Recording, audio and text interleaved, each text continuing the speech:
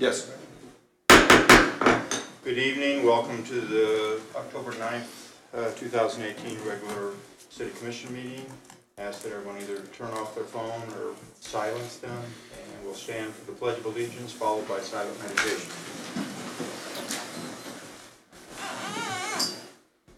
Pledge allegiance to the flag of the United States of America and to the republic for which it stands, one nation, under God, indivisible, with liberty and justice for all.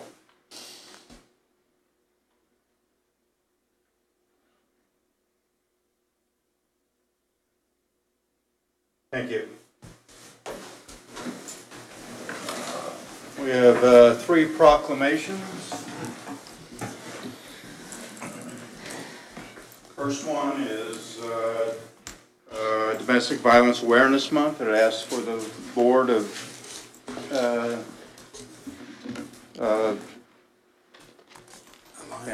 Alliance. Alliance Against Family Violence. I was going to call it the Family Violence Board, and I know it's not that. Welcome. Whereas one of every 4 women will experience domestic violence during her lifetime, with approximately 15.5 million children exposed to domestic violence every year.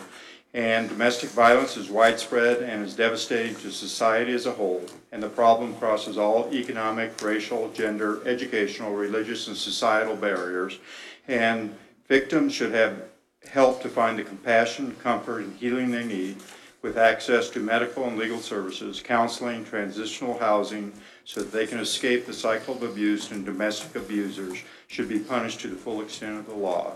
And we encourage domestic violence victims and their families to seek assistance from the National Domestic Hotline, 1-800-799-SAVE, and the United States President, Congress, and other agencies have expressed a commitment to eliminating domestic violence, and we must dedicate ourselves to protect vulnerable members of our society with local programs, state coalitions, national organizations, and other agencies to increase public awareness of domestic violence and to eliminate it through prevention and education. Now, therefore, I, Mark Freisinger, Mayor of the City of Leavenworth, hereby proclaim the month of October 2013 as Domestic Violence Awareness Month.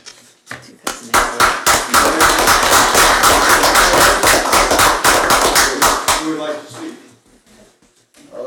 Well, I'd just like to thank the board. Come on up here, sir. Come on up here, sir. I would just like to thank the board for the support we've gotten already. It's engendered a wave in the community, people inviting us to come in. I was at the PEO with Nancy yesterday. I was at the down in Tonganoxie, the Leavenworth Cruisers. Everybody's getting on board, and it's because of what happened in this room and the support that you gave us, the jump start to get our $100,000, and we'll be ready for business here in the near future. Yeah, great. This is Sherry. Everybody knows Sherry. I think I know everybody in this room. We do want to thank you all and the community of Leavenworth for the support you've shown to get us back in business. Our mission is very much community-wide. Leavenworth is a large county, and we serve every single city and small entity in the community. So as we do get closer to getting our building open and ready to roll, we'll be in touch with you all. We thank you for your support. Thank you. Thank you.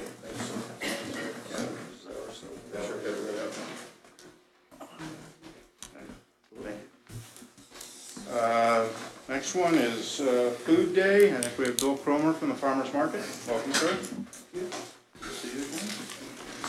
Whereas Food Day, October 16th, 2018, connects us to real food, which is local, healthy, and sustainable, and challenges members of our community to eat real, whether it is one ingredient, one meal, all day, or every day.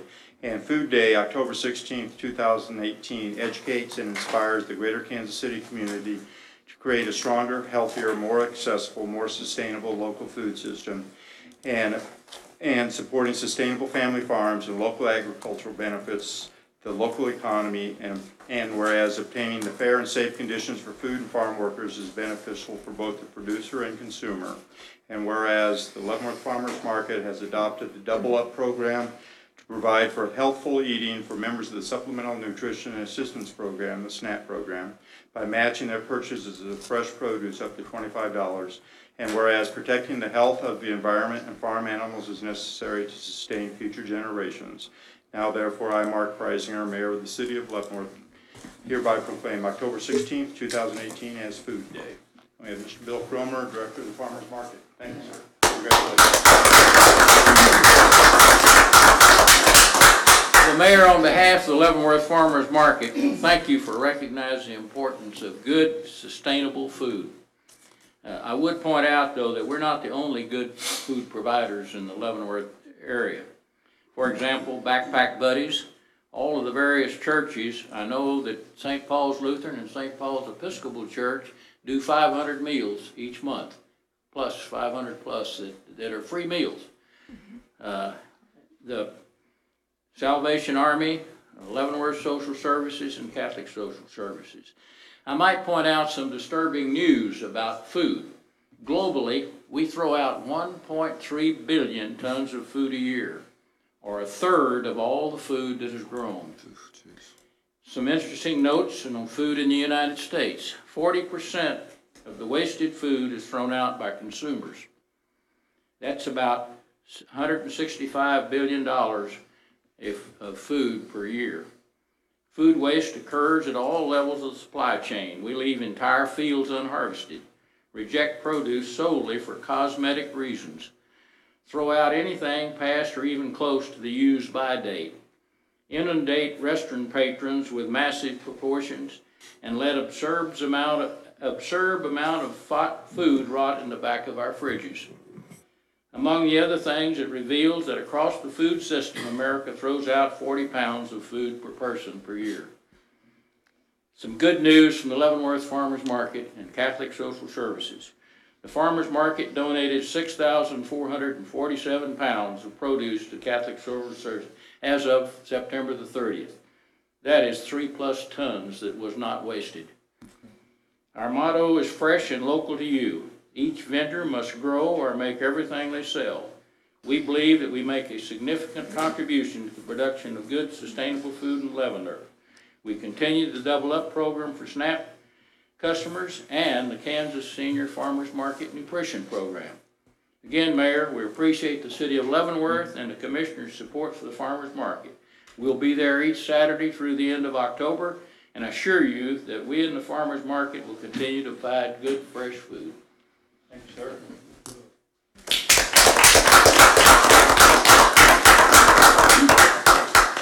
Next proclamation is for Lights After School, and we have Linda Graves, and is it Sarai Taylor? She's not here. Not here? Okay. Welcome, ma'am.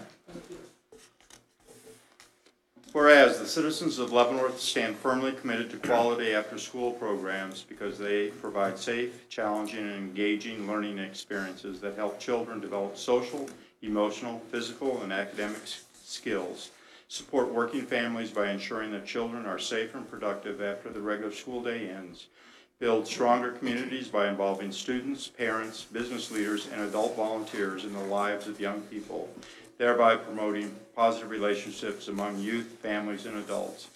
And whereas Lights On After School, the national celebration of after-school programs held this year on October 25th, 2018, promotes the importance of quality after-school programs in the lives of children, families, communities, and whereas the City of Leavenworth is committed to investing in the health and safety of all young people by providing expanding learning opportunities that will help close the achievement gap and prepare young people to compete in the global economy. Now, therefore, I, Mark Preisinger, Mayor of the City of Leavenworth, hereby proclaim October 25th, 2018 as Lights On After School Day.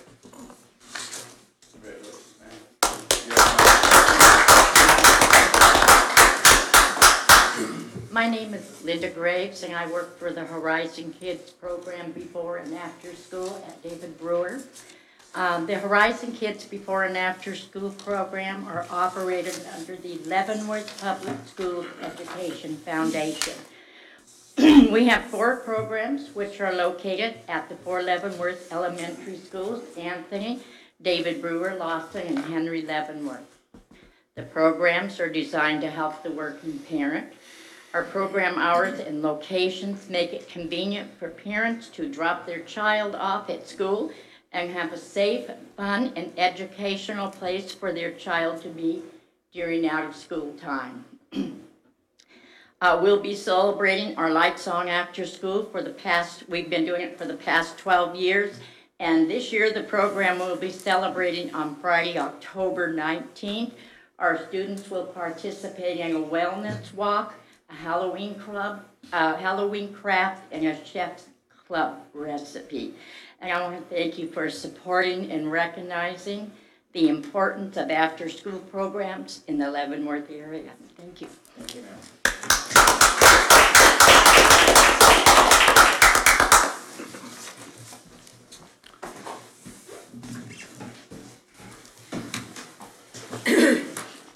Moving on to old business, we have minutes from the September 25th, 2018 regular meeting. Are there any additions, deletions, changes, or comments? Mayor, I have one change to it after ma'am. it was put into the packet. We noticed that on page 1, under citizen participation, we have Mike Smith, Lansing City Manager. He is the mayor, and we'll make that correction. Yes, he is. Yes.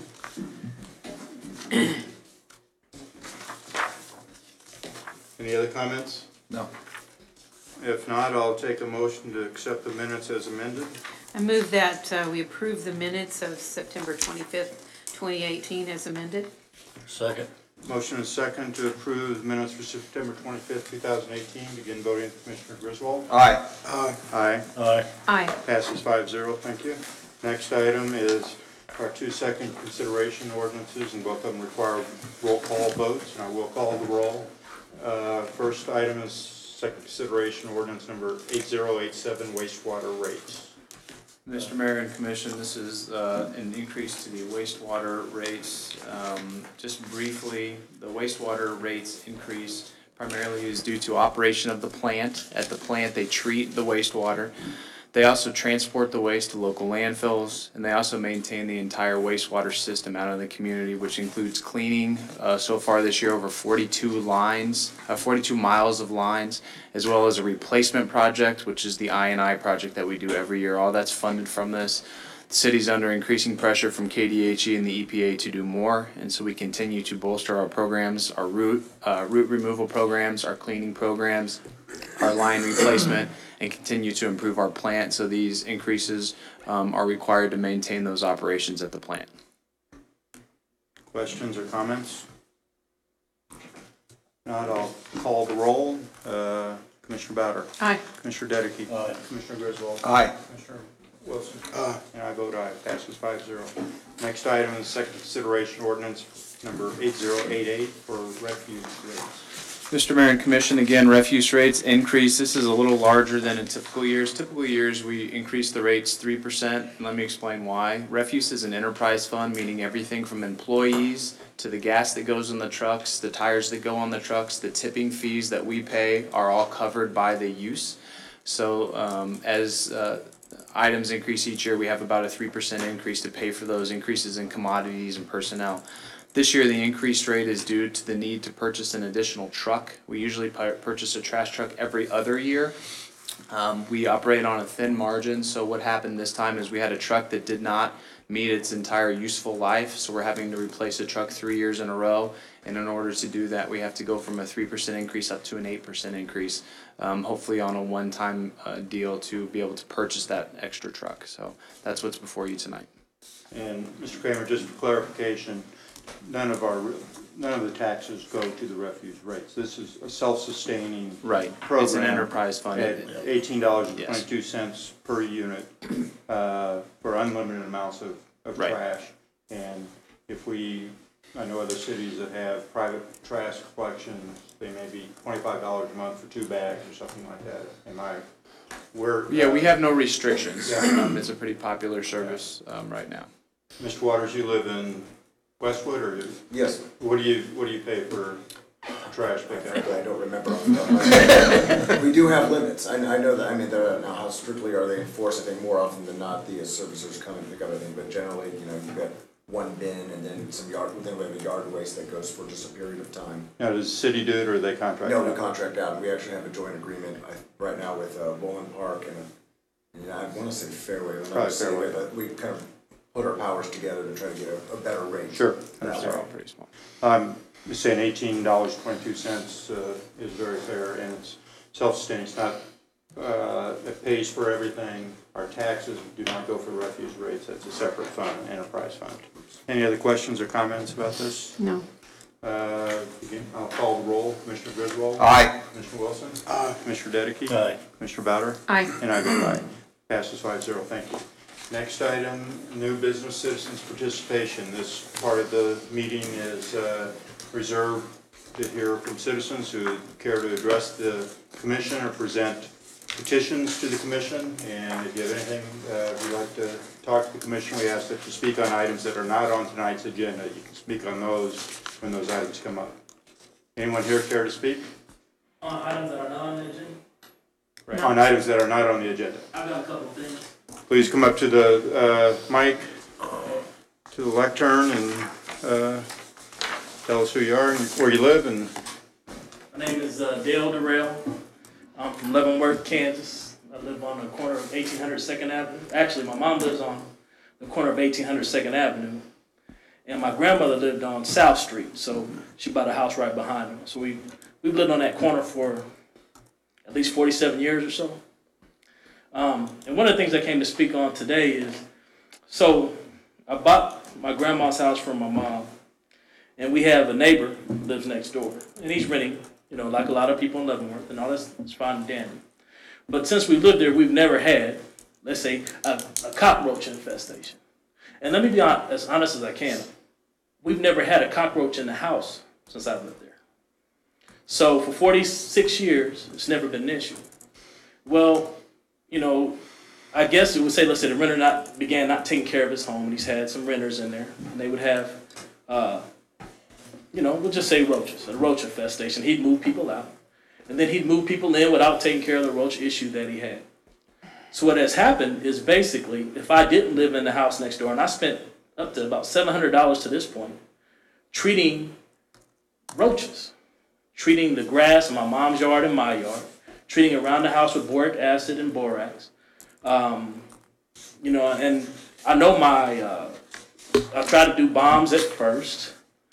I mean, when I tell you my house is probably glowing green, if you drive past that at night, I'm sure my house is glowing.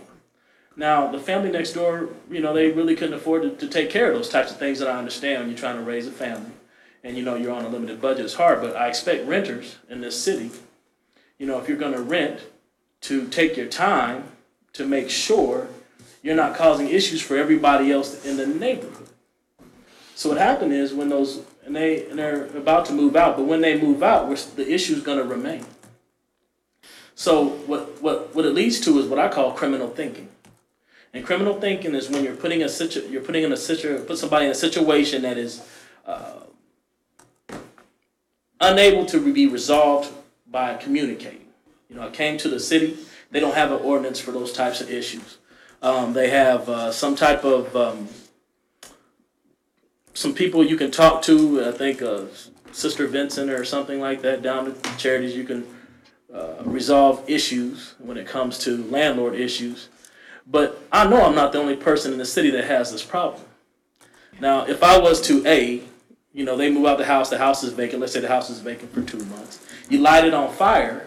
Right? You don't say that. No, I'm just telling you the truth. No, this is why I'm talking about criminal thinking, and this is how important it is for us to deal with these type of issues.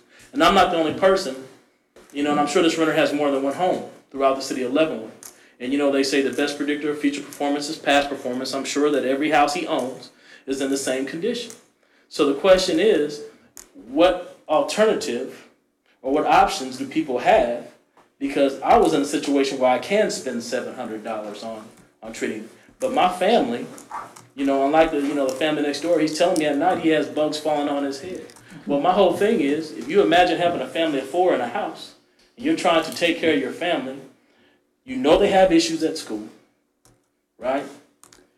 You have your neighbor coming over to your house talking to you face to face about a roach infestation problem.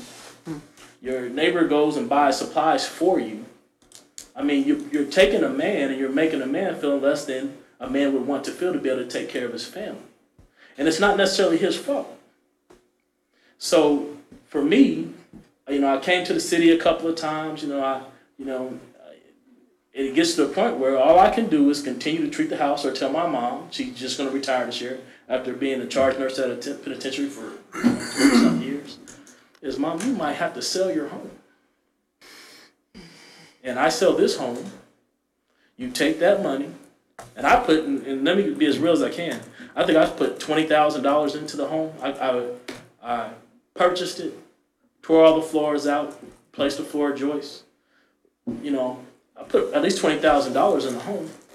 And for her, it's something special because it was a home her mama purchased to help her take care of her kids. And now I'm telling my mom, when she just got to the point where she can retire and do all those little things people want to do at their home when they retire, is, Mom, I can live next door to you, and I can treat the yard, and I can talk to the neighbors to see if I can treat his home. But ultimately, I'm not going to be overrun by roaches because I'm not going to have roaches falling on my head when I sleep at night. I love you. You know what I mean? My love doesn't go that deep.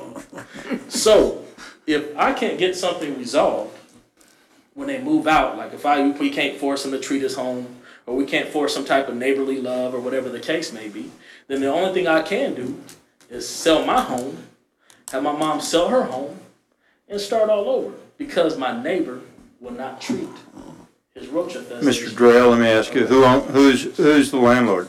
Somebody with the last name of Pimprel or something like that. I'm sorry? Pimprel or. I've heard that before. I think he's. That's okay. Hey, we can probably.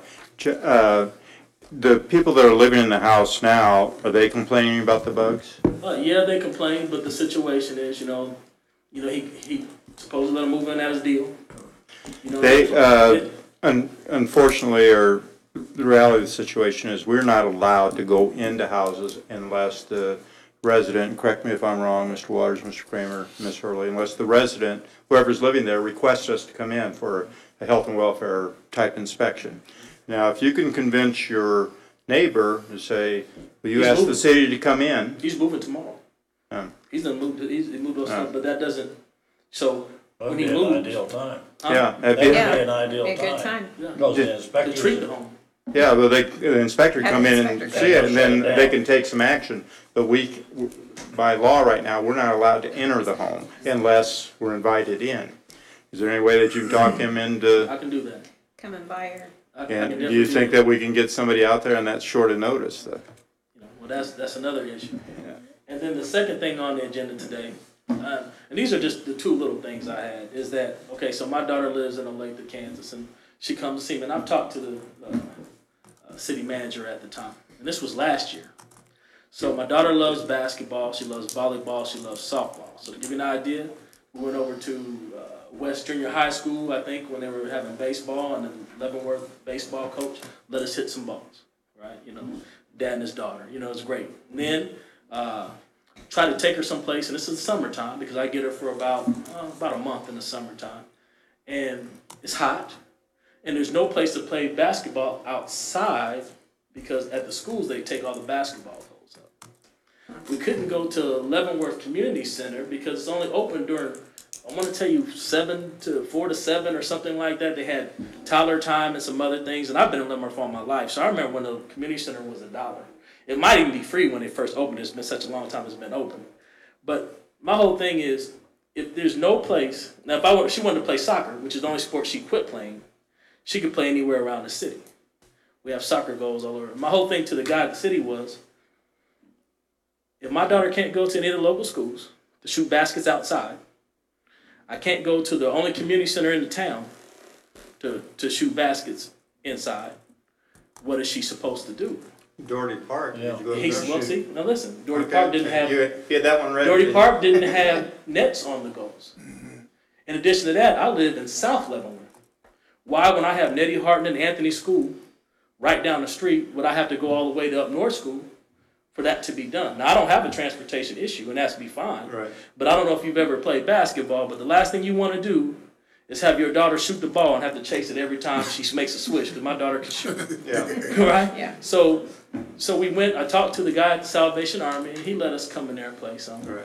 But I think my biggest issue and concern is, So on the Facebook where it talks about, you know, Leavenworth or whatever the case may be, you know, they're mad. They're like, well, toddler time's important.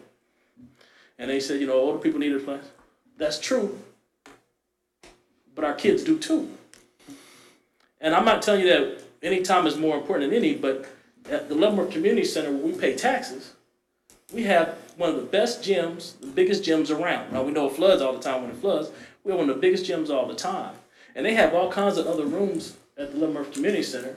I don't understand how come there's no time allotted to what the gym is used for.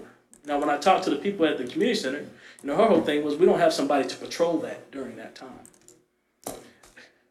I get that, but I don't know anybody who's ever played basketball and has never had an issue when you have 10 or 12 people playing basketball where they have an issue with a call or there's some type of, you know, that's kind of like part of the, I hate to say atmosphere, but it's kind of like a part of the atmosphere. But to be denied that outlet, you know, so what we end up doing is because I used to live in Lenexa, I drove to Lenexa and had a good enough relationship where I got to drive out of my city to another city for my daughter to shoot baskets for 45 minutes to an hour and a half.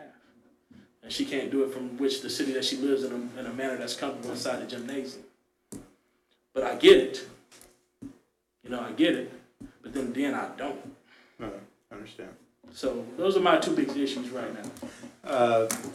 Well, thank you, Mr. Grail, for bringing that in. And on the schools, have you attended a school board meeting? And we have no control over the schools. I wonder if the school board would be amenable to any of those discussions. Yeah, that's what they told me at City, was that they're not. Yeah, come back up here because you're on TV. And no one can hear you back there. Well, I went down to see the city manager. It might have been the assistant city manager, but that's what they told me. They told me that, you know, they're not in charge of the schools. Right, we have no. You know? And I explained to him I understand that, and I had him send me. I brought my daughter with me into the office because I wanted to see how politics work. Yeah. You know, I'm like, here's your city. Is she here tonight? No, she's not here tonight. You know, so I had her talk to the guy. Yeah. And then he sent me a response email, and I let her read it. And I wish she was here now so she could tell you what she thought. But to give you a synopsis of what she thought, it was, but this is the city. So there's a difference between saying you have control and you have an influence. You know, she's like, I can't believe that at the time she was 12, that I can't go to an inside gym or to a school in a public area and shoot baskets. But where she lives, we could do that all day. Now, they might have a different population. We all know Leavenworth's a little different than any other city around here. You know, it's the oldest city in Leavenworth for a reason. You know, I just feel as if we don't, you know, we want to have a family atmosphere. We want to have those type of places. But when you take people and they try to do those types of activities, they can't do them. And the response they get is a bureaucratic response. We don't have the manpower. We can't keep you safe. And I'll send you an email. You know, so at the end of the day, I'm still left at the end of the day, I'm left with a little girl that can't, like, when she comes and stays with me for the month of the summer, at best we might be able to squeeze some time in the Riverfront Community Center if it's open. We can go burn up outside to play. You know, and that's just the reality she has to come to. Yeah, but if she loves the game, she'll figure it out. It's just, you know, we're the city. What are we going to do? I have a question.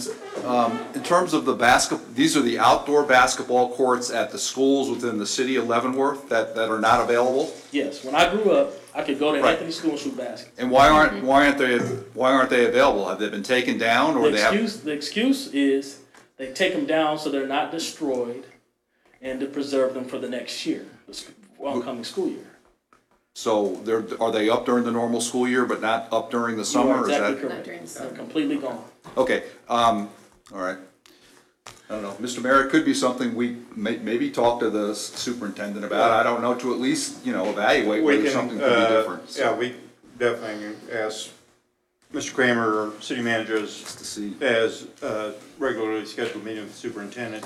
Have you talked with anyone on the school board about that? Because it is ultimate. I don't want to be bureaucratic, but it is ultimately their decision. No, and to be honest with you, this was last summer. Yeah. I believe I did send them an email. And I would have to bring her because she'll remember more than me because it wasn't a big of a concern to me. Oh, and one of the responses I got was, shoot outside your home. You know, and I get it, right? Because believe it or not, I do have a basketball goal outside my home. But the difference is, I don't have a free throw line mark that is exactly 15 feet. You know what I mean? I don't have a 3-point line mark. I understand. So I get it, and it was good, but that doesn't resolve the issue and the concern. And Doherty Park, and I know you live south in the southern part of the city, but Doherty Park does have the nets now, right? Yes, Yeah. they do, and that's a tough court to play on because of all the cracks. But the nets don't stay up very long. No, I think Yeah, these they put new nets in Yes, they got several them. months Yeah. ago. Putting them on there. Yeah. Okay. Yeah. Putting them on there. So, And my question is there some way that we can actually look at the time change? Because I know at the community center currently right now, you can only play starting at 4 o'clock to like 7, 8 o'clock. Is there any way that we can actually possibly change that for the summertime? What, Mr. Kramer, can you kind of give us a? We have toddler time, but we have open gym. You know what, if you look at some place like the Shawnee Civic Center, you can play multiple games at a time, it's just bigger. Open gym is open gym, so what ends up happening is you get a lot of, you know, adolescent males coming and they play pickup games, so that takes a lot of the gym. As far as opening it longer, it does have to be monitored. We have way too many incidents down there. As far as expanding it, I mean, you always could. We talked, you know, it's a budget issue, really what it gets down to, but it's open quite a bit. And then you look at if you opened it from 2 to 7, would the pickup games go from 2 to 7? You know, would you at some point then have to restrict the court for an hour for people 12 and under or something like that? But then the problem is you could do that from 2 to 4. Well, if that's not convenient for somebody who needs to play at 6, it's just a tough solution to solve all the individual problems. We've looked in the past at maybe doing some outdoor basketball courts at Brewer Park, but again, that's in the north half of the city. But we've looked at another location for some outdoor courts, but that's about what I have for you on that. And it was just more so during the summertime, you know what I mean? That was my idea because I actually went down there one time wanted to play basketball and they said the same thing. They said we don't have security, we don't have the staff. I'm just kind of like this is a perfect day to play basketball. The location of how that building is laid out, you know, at the Shawnee Civic Center, and I keep using that one, the front desk overlooks the basketball courts.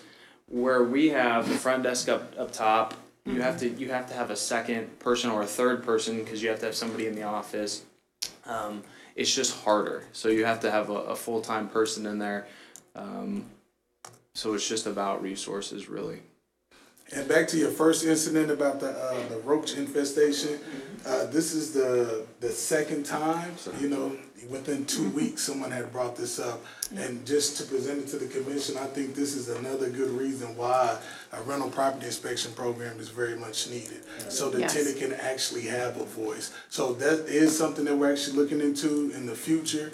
So don't give up hope and tell your mom don't move yet. So we praying and hoping, you know, something do happen real soon. So. It is a action item or discussion item on our agenda, you know, Yeah, we're gonna bring it back next month. on landlord inspections, things like that. And please attend those meetings and address your issues as well too, because your testimony is needed.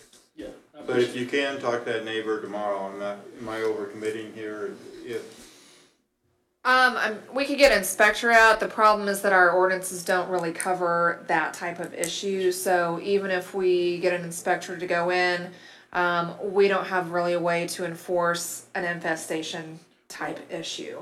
And the gutters are all broke, so all the water runs straight down, which runs towards the house.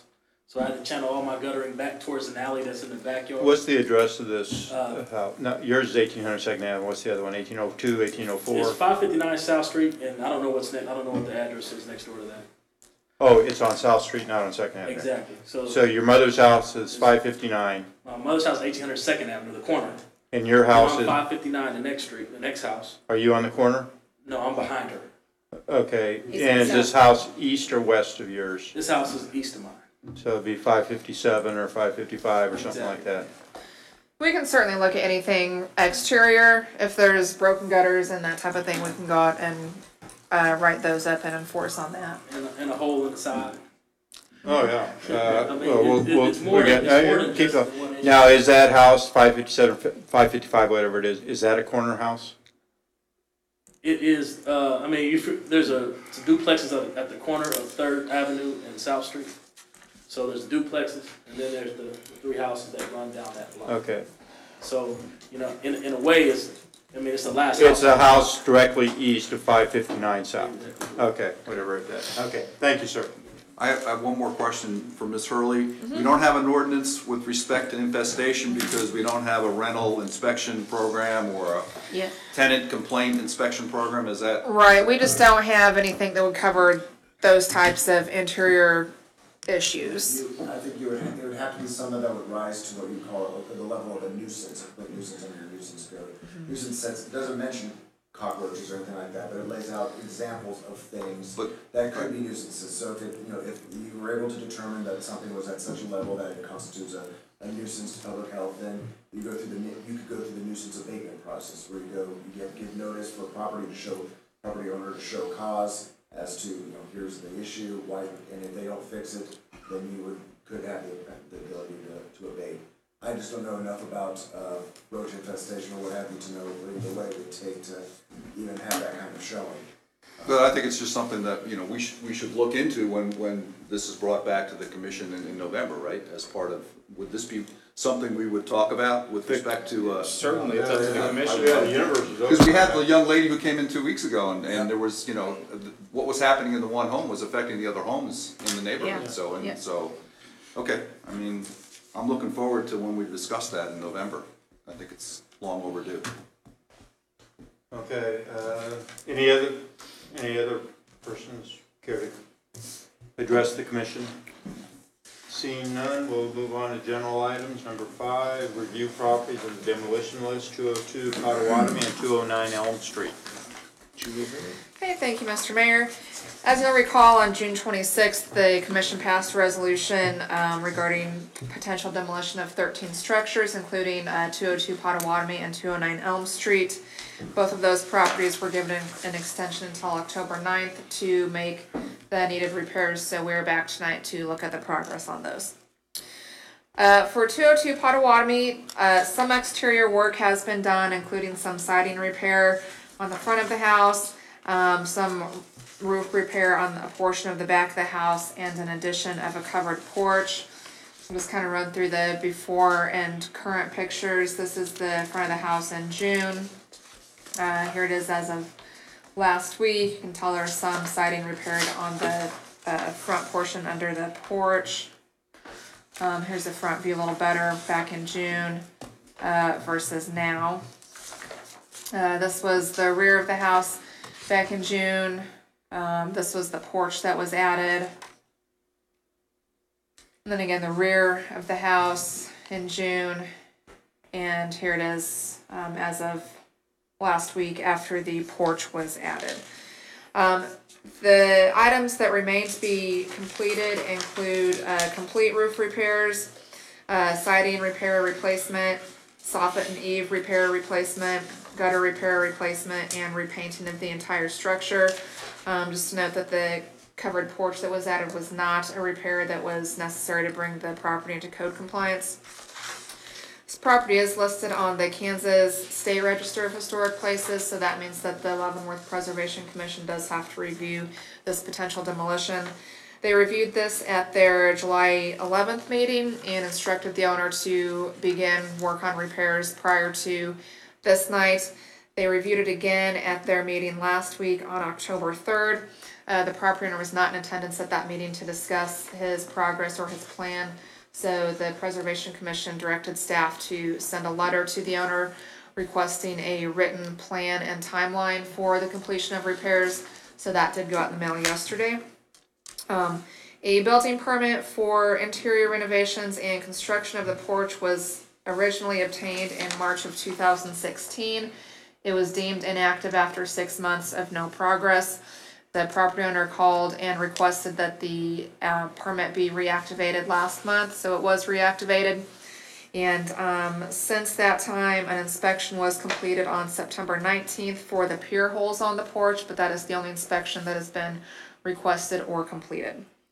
So staff would recommend that the property remain on the demolition list with an extension to complete the necessary repairs. And the Preservation Commission will have to review this again prior to this body taking action either way on it. So I know that the owner for this property is here if you would like to Mr. Giles? hear from him.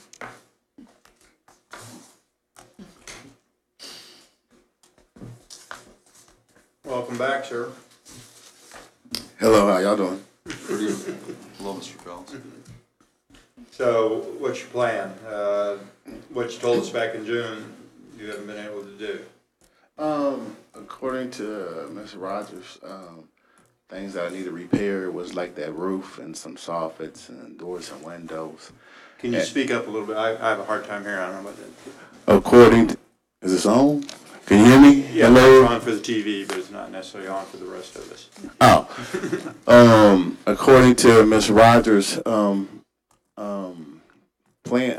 things that she gave me, she said the roof, and I pretty much did the roof. I think they had it as a dangerous structure or something because you could see it leaned before. Right. So I really got the meat of what she was talking about. I knocked down the veranda like I was telling y'all when I walked up to the area and said what I was going to do, knock down all that fire damage and build a new veranda and roof. As for the siding, what's been jamming me up is the same people that y'all called to tear down the house. I contacted them also, and when I seen them taking down the house and people to take that asbestos shingles off. So in July, late June or July, I put in some money for the guy to come. It was Caitlin's Demo, Missouri, to come and get that asbestos siding off.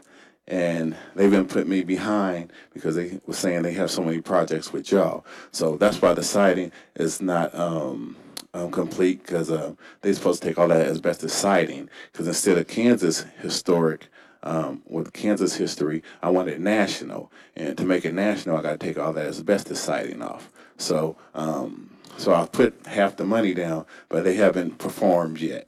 And I try to reach out to them today, and it's kind of not really got me nervous or not, but I gave him half the money up front, and he haven't performed. It's almost been 2 months. So that's what's holding back on the siding. What company was it, did you say? It was Caitlin's Demo. Caitlin's Demo. No, y'all, I think he's a subcontractor because he's the one that tears the shingles off the house, but somebody else comes and destroys. So it must be a contract off the one. I don't think it's anybody that we do. He took down the house in he took down the house just a while ago in Potawatomi, and the house across from Potawatomi, and I seen him taking the shingles off, and so it may be a subcontractor. The guy you got destroying the house, they must have them tell him to take the shingles off. But it was Caitlin's Demo supposed to handle that. And before I work on the windows and the doors, I don't want to put the new windows and doors up in there, and if I haven't done the siding and stuff yet. Right. So that's kind of put me back a little bit. What do you, the recommendation from the staff and Preservation Commission is leaving it on the list, and I think you were sent a letter today, did you say? Yeah, that went in the mail yesterday. So you'll probably get it tomorrow or something, asking for some type of report or some type of schedule from you. Is that fair enough that you provide that? Yeah, that's fair enough. Because before I told y'all like 15% of the house, with the charge stuff and burnt, now it's like 5%.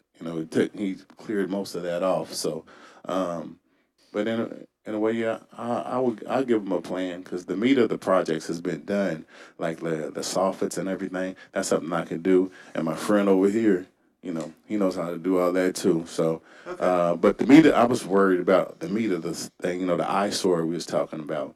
But so that's why I did the porch. But again, I'm waiting on these people to come and take that siding off. I understand. Because if you look at the front of the house, that I updated, that's pretty much what all the house would look like. And it was a big improvement. And also I took the brush, that's out of the fences, that was also something. And the tree that was hanging over the house, I cut most of that. So there's been you made some progress. Okay. So I'll get a plan, I'll get it to the preservation people. So back to this, If we do an extension, how long will you need? See, with this house also, I know a grant's coming up that I gotta put in by November, and they judge it, they say yea or nay in February. But, I think to complete this stuff, a lot of it depends on when they're gonna do the siding, cause, I got estimates of the siding, the windows, everything, even if I wanna take it off the historic list and do it my own way, but, I'm still waiting on the guy to come take the siding off, and that's what's been jamming me up on the progress. Or you probably would see that whole spot cleared up and painted, because I seen them take it off. It only took them like a day to take them shingles off. So yeah, and I got the guy's number and everything, and I hope it's not one of them scams, because when I've been doing this house, I ran into a lot of people that wanted a whole bunch of money up front. It couldn't come. Yeah. So that's what I'm dealing with now. But the guy that I got, I was testing him out on this porch, and I like his work, and so I'm gonna have him do other stuff. But I have a question in terms of, is there a discrepancy between what staff is telling us and what Mr. Giles is telling us? I understand about the siding, repair, and replacement, but other items that remain to be completed include roof repairs, soffit, eave repair replacement, gutter repair replacement, repainting of the entire structure. Is that correct? Mm-hmm. So that's going to take a while. I mean, but do you acknowledge those other things besides the siding that has to be taken care of? Yeah, you said soffits and stuff, and I believe that's. Well, that's what I heard you said before. That's why I brought it up, because there may be a little discrepancy between what our staff is saying and what Mr. Giles thinks still needs to be done. Yeah, from our observations, the repairs, some of the roof has been repaired, some of the soffits and eaves have been repaired, some of the siding has been repaired, but not completely around the entire house, and so that's what's. I just like to be on the same sheet of music, Mr. Giles, and then the staff, and then we can set a realistic time in terms of an extension. So that's my point, Mr. Mayor. And another thing, I remember that I got like 2 jobs, and I'm doing all this pretty much by myself and handling all this. Like, this is like a project for me as well as a business. So the time I got, the time I have, focusing more on the house. But I'm not going to John Henry myself on this house. I'm gonna do it, and get it done like I'm supposed to get it done. Like I said, I got everything in place to complete this. As one commissioner, and I can't speak for the other commissioners, I want to give you the time, but I do want to be on the same sheet of music between the staff and you in terms of what needs to be done to get this to the place that is remediated. Yeah, and then it's been raining like crazy and a lot of stuff too. So but it's only been raining for the last 5 days. Yes. Don't. I mean, everybody's gonna. I know we're gonna hear the rain and news, but I know the last 5 daes and probably for the next 5 days things will be too wet. But like the whole month of September is pretty dry, and August and everything else is dry. No, but like I said, I concentrated on the meat, the soffits and all that stuff in the gutter. Okay. How about if we, the commission decides to give you 90 days, extend it for 90 days, we relook at Preservation Commission, you'll have a letter, I suspect it's probably a certified letter that you'll get tomorrow, sometime this week, that you submit a plan. We come back in 90 days and we relook it, we see what you've done, we see what the plans are, and we go from there. Yeah, because I came here expecting progress, because that's what the Preservation Committee told me, and there's progress here. And also, like I said, on what was on the sheet was also the brush along the fences and everywhere, and the roof and stuff like that. So there's some progress being made, but again, I have 2 jobs. I have a family, and this guy knows me. I told y'all I'm like a single father raising my kids, and it's me. So, and I told y'all before, sometimes stuff comes up with my kids, and the kids take priority over here. But like the soffits and gutters and stuff, that's like the minor stuff. This was like the meat, closing up the hole and putting that porch in the dangerous structure. So yeah, 90 days would be okay for me to get it done. Do we have any other commissioners in support of 90 days or yes, something separate? Yes, I think separate? that's fine. I'm glad you're doing the work on it. Yeah, it's good. It's good. You've made progress. That's definitely. fine. Yeah. Yes, I'm in favor of 90 days. Yes. Should we make that a separate motion, or we go on to a 9L? Do we have it as? I'd say go ahead and make two separate motions, Okay. because you may not give the same thing to the next property and then just. Okay, would someone like to make a motion on extending, continuing TO2 Potawatomi on the demo list, extending it for 90 days? So move. Second. Motion and second, keep 202 Potawatomi on the demo list, with an extension of 90 days. We'll relook at our first regular meeting in January. Meetings like January 8th. 90 days. Yeah, we'll figure out that. Yeah, somewhere, yeah, it'd be in January, sometime in January. I do realize that's the winter time too. Yeah, it's winter time, but it's not the winter time now. Okay. And I wanted to know, what criteria does it take to put this on the demolition list? Well, yeah, I think we've already been there. We've already, yeah, we've been there. All the things that needed to be replaced, which we agreed to, but had to be completed. Those are not completed. There might be some disagreement with staff, but I recommend that you talk with Ms. Hurley or Ms. Hurley's staff, and we can work this through. Don't worry, Mr. Giles, we're not about to roll the bulldozers on you here next week or anything like that. We want you to be successful. Yeah, we're from the government, we're here. Most of the houses that y'all got on, I'm just thinking, most of these houses that y'all got on the demolition list, they in terrible condition. This bones are strong and it's just cosmetics. That's what I'm saying. What criteria does it take to be on a demolition list? And we'll relook at it in 90 days. Don't worry, we're not rolling the bulldozers. We want you to be successful, and you have done some good work. Thank you, sir. Next item is 209 Elm. 209 Elm Street, this property was reviewed again back in June at the commission meeting. I'm sorry, we did not vote. I don't think we voted yet. Yeah, I think you're right, we didn't vote. Back up. We had a motion, we had a second. Yeah, Motion and a second, keep 202 Potawatomi on the demolition list and relook at 90 days out, probably sometime in January. Begin voting. Commissioner Bowder? Aye. Aye. Aye, passes 5-0. Mr. Giles, I'll probably be mid-January or something like that. You'll be notified. all right, then. 209 Elm. 209 Elm Street. Yep, so permit was obtained on this one on September 18th to replace the roof.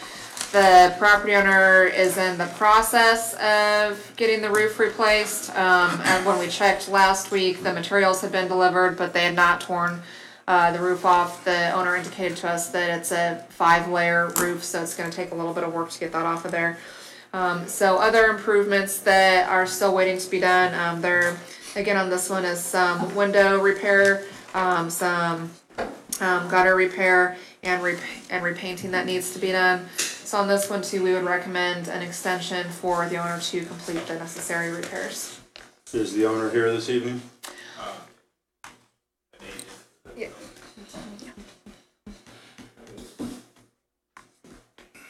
Please state your name, sir. Shane Sampson. I'm sorry?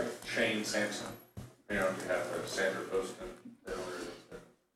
It says Platinum Enterprises. Yeah. That's for That's Sandra Poston. Okay. So, yeah, we did get the material started there, or got started there. We were planning to do the roof in one day, but then, yeah, there were 5 layers of shingles. So this back half has been done, and then you can see this little spot right here on the top, that's been done as well. The main portion is all that's left to do the roof, but we have to redeck it and do the shingles as well. And like I said, there was 5 layers on there, so it just took a lot longer to get the roof done. And when we came up, when we were doing that, we were doing it that day, and then since we weren't able to finish it, we had another project that got in the way, so and then the rain started, so we hadn't gotten back over here. But the shingles are there. I'm just ready to go to get put back up there. Originally, we had a deadline June 22nd to replace the roof and everything. And then they came and completed, and we extended 90 days. Okay. I mean, it's supposed to be done June 22nd, so that meant it was probably put on this list March or so. And June 22nd came and gone, nothing. We did give them another 90 days. Okay. Now, of course, the 90 days are up, and I know that it started raining last Friday. Right. And it's been raining for 5 days, and sure, that's a bit of an anomaly. But nothing happened in those 90 days. you know, at the last minute, when was the building permit pulled? September 18th. You know, 3 days before the 90 days are up. We give people these deadlines because we expect them to be met, and we consider them to be fair deadlines, and we usually agree with the property owner. You have 90 days to get this done, plenty of time. Sure. We now have given them already over 180 days. Now it looks like we want another 90 days, it's 270. You know, at some point, are we being played for fools, or are we a toothless tiger? You know, we expect things to be done, and this hasn't been done. Well, So what are you telling me? When will it be done? I know you can't do it now, but Yeah, you I mean, figure the next 2 weeks. 45 days, I think, would be plenty. 30 days, say 30 days. I mean, I don't see that being a problem. A 30-day extension? Yeah, that'd be fine. But, Mr. Mayor, would that include the other things, the guttering, the windows, and the paint? Yeah, the paint, I mean, it's vinyl siding on the whole house, so the paint Okay. is really just like the trim, and, I mean, there's. Yeah, you know, it's- and as on most of these, when we say, you know, windows, gutter repair, painting, it's not necessarily the entire Right, house. okay. It's areas that need to That's be fine. Yeah, there's repaired. like 3 windows on the Yeah. house, That's fine.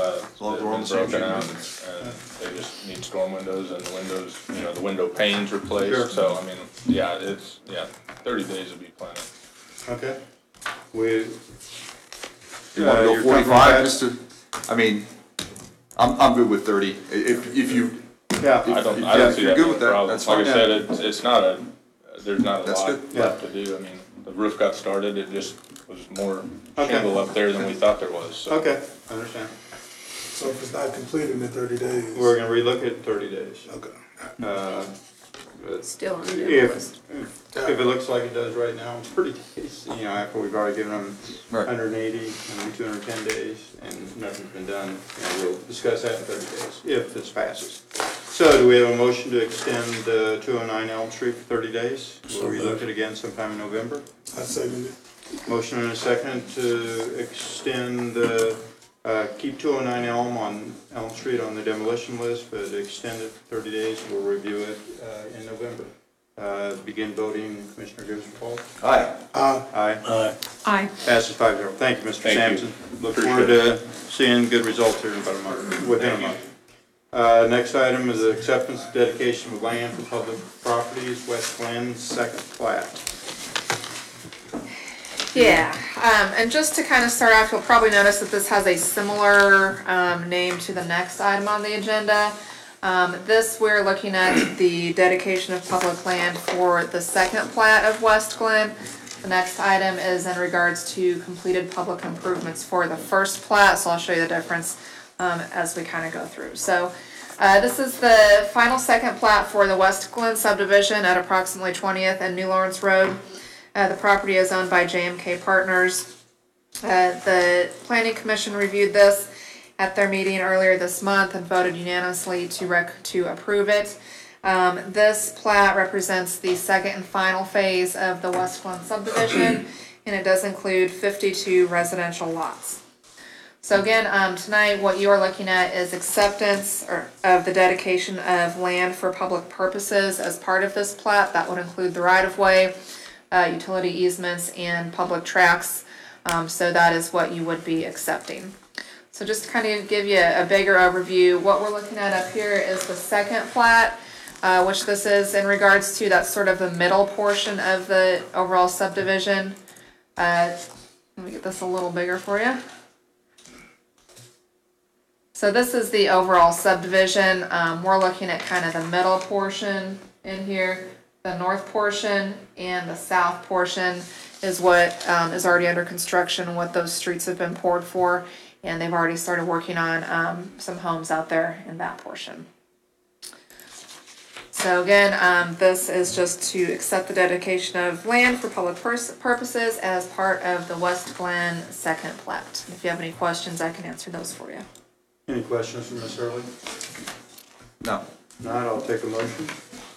I move that we accept the dedication of land for public purposes as part of the final plat of West Glen, second plat. I second it. Motion and a second to accept the dedication of land, West Glen, second plat. Begin voting, Commissioner Bowder. Aye. Aye. Aye. Passes 5-0. Thank you. Next item, acceptance of public improvements for West Glen subdivision first plat. This will be our Public Works Director, Mike McDonald. Thank you, Mike.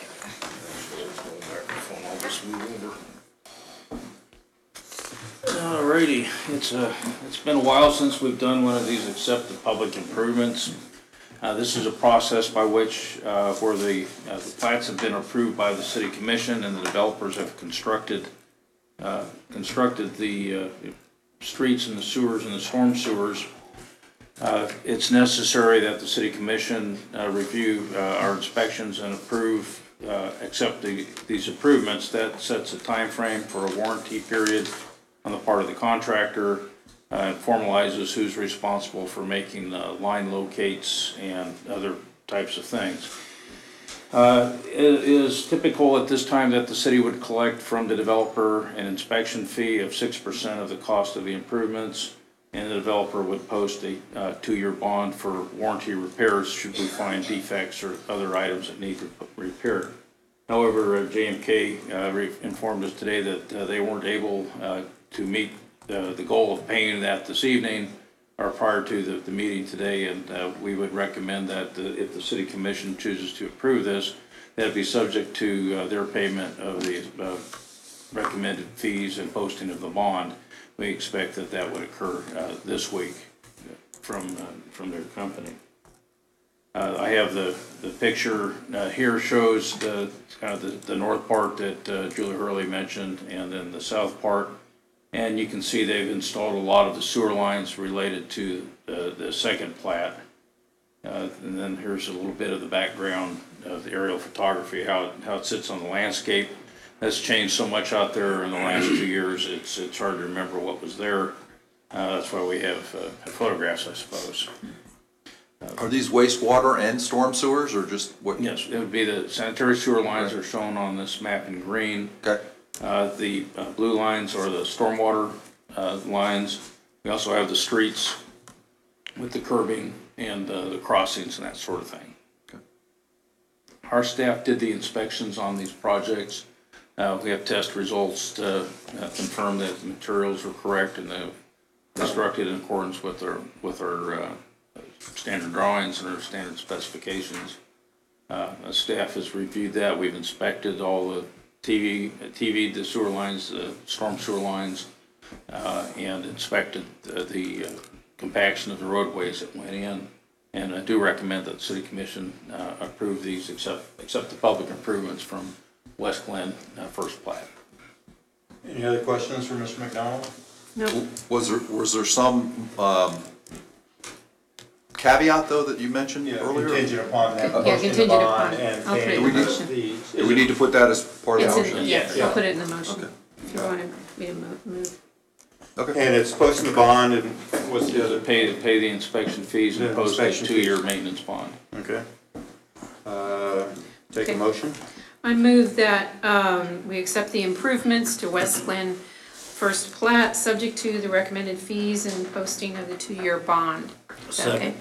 Motion and second to accept the public improvements, West Glen first plat, contingent upon payment of fees that are due. Begin voting, Commissioner Griswold. Aye. Aye. Aye. Aye. Passes 5-0. Thank you. Next item is an appointment I have for Grow Leavenworth County. I move to appoint Michael Prevost to an unexpired term ending May 31st, 2020. Second. Motion and second to appoint Michael Prevost to Grow Leavenworth County. Being voted, Commissioner Griswold. Aye. Aye. Aye. Aye. Passes 5-0. Next item is consider agreement for additional storage, data storage. This comes up all the time. Mr. Mayor and Commission, this item will be handled by our Information Systems Manager, Carol Charity, and then also Amy Peters, who works in that same office. Mr. Mayor, Commissioners, when you guys approved the 2019 operating budget, part of that included purchase of a rather large data storage array. If you recall, earlier in the year, we purchased the smallest one we could get to get us through the end of the year Unfortunately, that has not been the case with some recent data consumption usage. We can no longer wait until the beginning of the year. So in talking with staff and with our vendor and with the manufacturer of the array to see what our options were to get us through to the end of the year, they have recommended that we go ahead and put the large data array in place, and then they will accept payment for it on January 4th of 2019. So therefore, the staff is asking and recommending that we go ahead and purchase the storage array from ISG Technologies in the amount of $121,203, and they will accept payment on January 4th of 2019 for that. Just a couple notes on that. The large array that we would put in now essentially doubles our total storage. The stopgap, we were sort of skeptical that would make it to the end of the year. When we have large events and multiple officers show up, so there could be, instead of one body cam and one police car dash cam, there could be 5, 6, 7 body cams, 5, 6, 7 police car datas, and then we have to hold those. They increase dramatically the amount of storage. We're again, as the mayor mentioned, this comes up a lot. We're still, along with most other agencies who have gone to full body cams, are still trying to figure out the storage component of it. It was the topic of a couple of different sessions at the Chiefs Conference that our Chief Kitchens was at in Orlando this weekend, and also a couple sessions at the City Managers Conference that Taylor and I went to. Some big cities haven't gone to that yet because they're still trying to get their hands around storage. So this will double it. Our best guess is 2 years based on patterns that we've started to be able to evaluate over the amount of time that we've been storing it and as stuff drops off. So that's our best guess, is once they're able to get this in, we're hoping for about 2 years of additional storage capacity. And this is not just police. This is citywide storage. So as we start to do, like Mr. McDonald just showed you, the GIS data for stormwater and public utilities and the functionality, we have historic maps now stored on our GIS, which has been of great help, so you can go back and see time lapses of the ways that creeks change. But as you upload all those different sets of maps and all that data onto the GIS, it just continues to grow and grow the amount of data. And there's really no purging that type of stuff. So it's a citywide and probably a government and a societal increase in the amount of digital data that you have. So that's what you have in front of you tonight. Have we ever decided how long we're going to keep the body cam? Yeah, we have started. Amy, if you want to talk about sort of what we do. It's kind of a gray area because right now we don't really have a set timeline. I know they're working on, Kansas is working on a statute that we would have to follow. But until then, we have to go on, our best knowledge that we have now. Like right now, they go according to felonies that have to be held for certain length of time. Murders have to be kept for forever. So that's kind of what we're leaning on right now. But then we also have to consider what they will do in the future. We have no idea. So we haven't deleted any of them yet? Oh, we delete anything that comes in right now that is just, we consider miscellaneous. Right. It goes off the server within 30 days. Good. But we've had an increase in calls along with a couple other, several warrants that were issued. We've had 5 of them, we have 15 people on the SWAT team. So if you figure 15 people on 5 different calls, and then it's an hour to hour and a half per person, that just, and those are not going to fall off in 30 days. No, I can see that. Yeah. But when we talked about this, I think we talked about it 6 or 7 months ago, didn't we? How does the cloud? How does the cloud work? I mean, once we hit those, when we don't need to keep these files stored locally, once we find out when they can be released, are they going to go into into servers that are part of the cloud, or The what? cloud is a different thing. That's our backup. Okay, So we have a local, right. which Local, is right. where everything's Yeah. stored, and then everything Is backed for up. backup Is is in the backup. cloud. And that, So- and that gets backed up nightly. Okay. So they're already being backed up, and any videos right now, we're keeping for 2 years backups worth in the cloud. All other data is about a year. Yeah. But if you want that data, you have to request that. So it's not like you can just pull it up. If somebody requests, a copy of the video, then we'd have to go to that company, get it pulled back down, if we didn't have it stored locally. So, When we get relief from certain of these documents, particularly in the police, maybe in fire area, will those documents stay on the servers that make up the cloud? Or once we take it off local storage, what will we do with the data in the cloud? Have we thought about that yet, or? When something is deleted from local storage, Right. it will stay, if it's a video, it's going to stay in the cloud for 2 years. Okay. And then it will drop off out of the cloud after that 2 years is up, if it's deleted, if it's not local storage. we're still kind of, we've had several discussions on the backup, how we could kind of, lower that. But every time we think maybe we could get rid of this. Sure. Something Well, arises, and so we kind of Sure.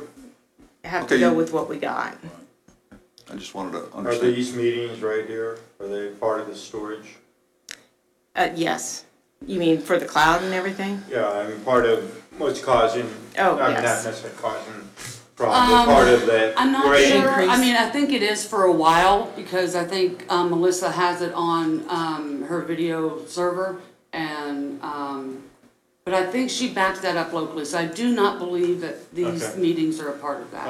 Okay, thank you. Is it a large cost for the cloud, for the capability for us to, back up our data, and put it into the servers that are part of the cloud? Is that? We are paying about $5,900 a month for a backup to the cloud.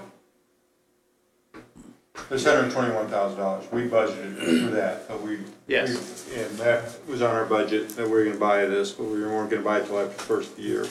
We are in fact receiving it before the first of the year, and this Paid goes for on, it in the January. 2019 budget. Yeah. And the company's good enough to say, okay, you're good for the money. Okay. Okay. Any other questions or comments? Ms. Cherry?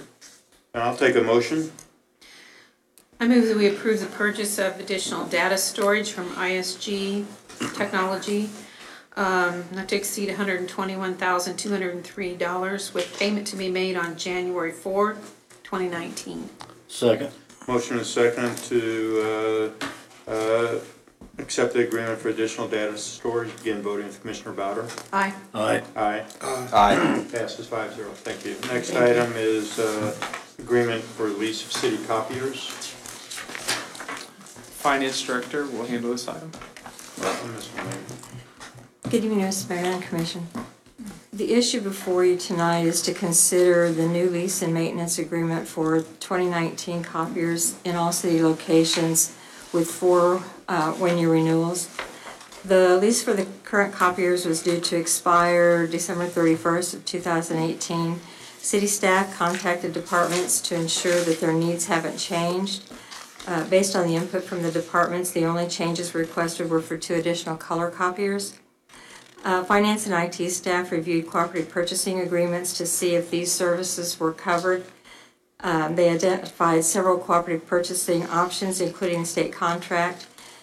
We had several companies that provided quotes, Net Computing Solutions, Canon Solutions, Century, and ImageQuest.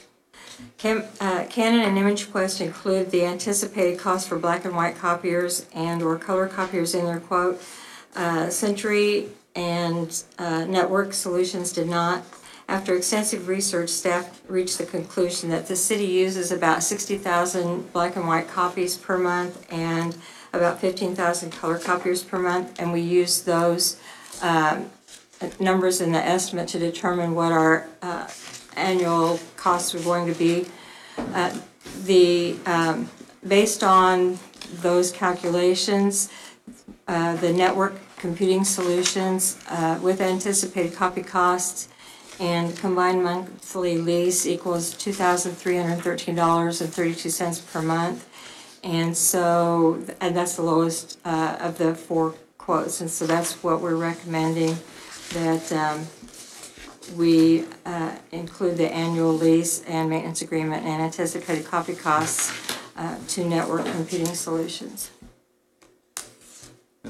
And the total charges, I think, like 20, I'm sorry, go ahead, Ruth. Yes, that would be $27,756. But we shouldn't make a motion for $27,756. I mean, that's what you anticipate. It could be $29,000 or $28,000. Right. Depends on the number of copies. So you're looking for a motion that we accept the lease and maintenance agreement with Network Computing Solutions. Yes. We estimate it to be $27,700, Yes. but it could move, but we don't want to put a dollar figure on our motion, is that correct? Yeah, because their bid, 2 of the companies bid all-inclusive, and 2 of them bid with a per-copy cost. So we had to do some research to figure out what our average is. So that's what we think it's going to be, but it could be more or less depending on the number of copies or the variations from average. So I would do that. You could do not to exceed 30,000 if you wanted to, some level like that, and we'll just monitor it as we go through. I'm pretty confident in the numbers we have, so we're probably going to be pretty close. Yeah. That's what I was afraid. Okay, any other questions? Now, take a motion. I move that we approve the 5-year copier lease and maintenance agreement with Network Computing Solutions, not to exceed the amount of $30,000. Second. Let's have some discussion. Why do we want to, I mean, it could go more than 30,000, could it not? Well, then he brings it back here. and Then we'll bring it authorize back? more It money. shouldn't. That gives you quite a cushion. Okay. Yeah. Okay. Motion and a second to accept Network Computing Solutions lease, maintenance, copy charges up to $30,000. Begin voting with Commissioner Griswold. Aye. Aye. Aye. Aye. Passes 5-0. Thank Next, I'm sorry. Thank you. Oh, thank you. Next item, proposals for audit services. Mr. Mayor and Commission, I'll start on this and then turn it over to our finance director. The city, as a best practice, went out for RFP on our audit firms. The city had, I just want to speak briefly about Burbidge and Trahan, the audit firm that the city's used for many, many years. They were a wonderful company to work with, both at the city and at the housing authority. And our recommendation tonight doesn't reflect on anything that they did poorly. It's really just the best practice of sometimes changing up your audit firms. So I'll let Ruby talk about the process, but I wanted to first say that to thank Burbidge and Trahan for their years of service to the city. So we engage an audit firm to provide professional auditing services of the city's financial records in accordance with generally accepted accounting principles, generally accepted auditing standards, the government auditing standards, Office of Management and Budget Compliance Supplement, and the Kansas Municipal Audit and Accounting Guide. The auditing firm also provides consulting services from time to time. During the consideration for going out to bid, we advertised in the newspaper and sent requests for proposals to 8 audit firms. The city received responsibles from 4 audit firms. BKD declined to submit a proposal at this time. Burbidge Trahan submitted a proposal. Dana F. Cole and Company and Weishauser and Company also submitted proposals. The city manager, assistant city manager, and myself reviewed each proposal and evaluated each one on the following attributes: technical qualifications, expertise and experience, audit approach, and price. The types of things that we considered for technical qualifications included government auditing, peer reviews, quality control measures, employee benefit plan quality control measures, government auditing control measures, and licensing and independence. The expertise and experience considerations included CAFR, because we submit our comprehensive annual financial report for the GFOA every year. The single audit, city auditing, housing audits, utility audits, employee benefit audits, years of experience of the proposed audit team, experience auditing cities in Kansas, and professional membership affiliations. Audit approach considerations include the techniques used to determine the scope of the audit, the detailed fee schedule, the number of hours, what reports needed to be issued, and expected completion dates, and the expected level of assistance from city staff. The proposed contract is for auditing services for the year ended December 31st, 2018, with the option of 4 one-year renewals. The budget impact, this is included in our operating budget every year, so. And so their amount is 33,260 for the first yes. year. And then there's an additional amount for the housing authority also, so the total was, I think, 33,500. 33,500. And the housing authority pays for their own single audit.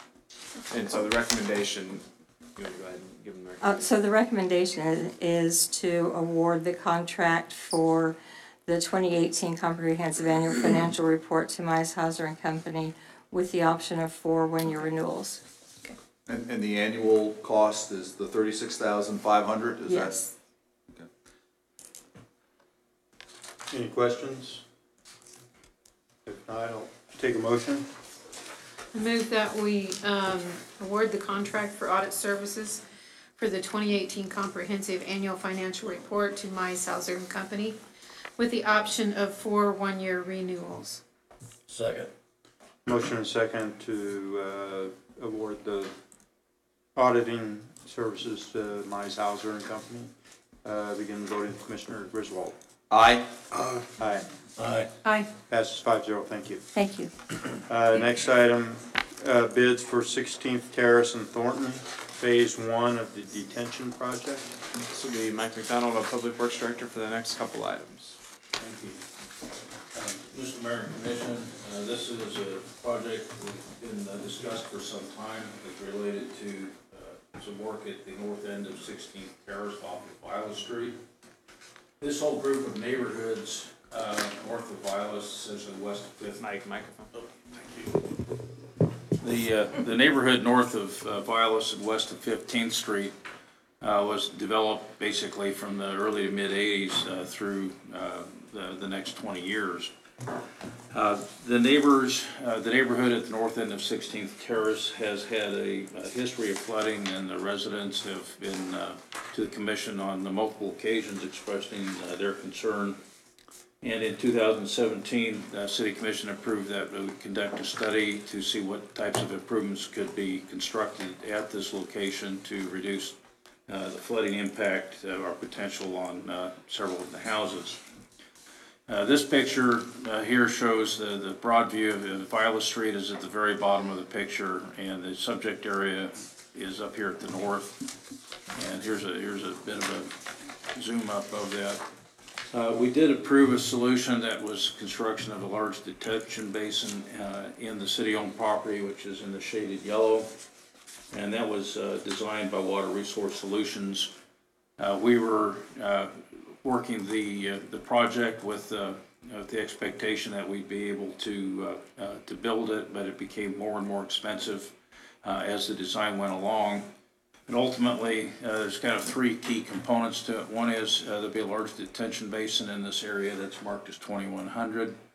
There'll be some drainage swale improvements between the houses at 2205 and 2209. The box here that has the A on it, we will modify that with an improved inlet and would take any water that comes from the detention basin into the street and comes overland would go into the box and then run down through this pipe, the existing pipe to the south. But the improvements are the detention basin, the swale improvements in the box. We did add a drainage swale that's across this property, which would be, I believe, Thornton Street extended. That would take water that comes off the hillside. This map kind of shows the water goes clear up to the top of Pilot Knob Hill, and it comes down, particularly in this area right here is a sheet flow. We wanted to get that water into the detention basin, but we put in the drainage swale as an alternate to attempt to make sure that we did have funds to complete a project without overspending our budget.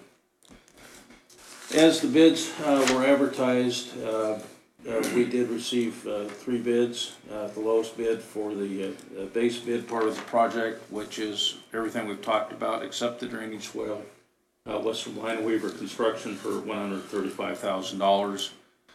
We believe that that is a fair bid based on the circumstances that they have. It fits into their schedule, and there's an excessive, a large amount of earth material that comes out of the pond that has to go somewhere, and apparently they have a place that needs dirt, so it worked out really well. That's the reason that they explained to us that their bid was what it was.